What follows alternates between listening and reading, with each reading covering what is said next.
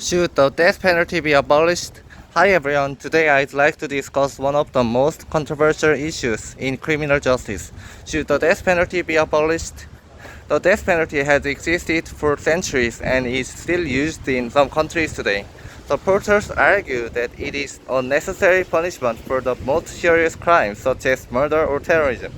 Others believe that taking a person's life is never morally justified regardless of the crime. This debate involves legal, ethical, and practical questions.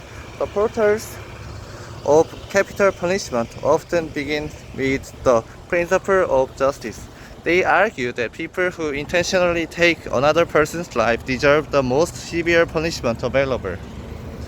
According to this view, the punishment should reflect the seriousness of the crime. Many also believe that the death penalty can deter future crimes.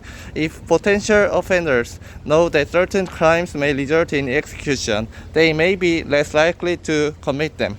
In addition, some argue that dangerous criminals can never harm society again once the sentence has been carried out.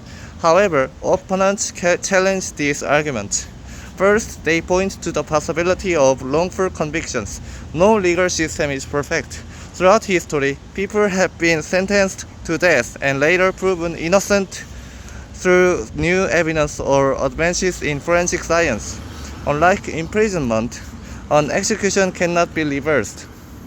A single mistake results in an irreversible injustice.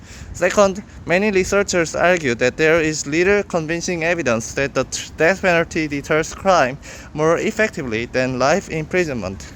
If capital punishment does not significantly improve public safety, its moral justification becomes much weaker.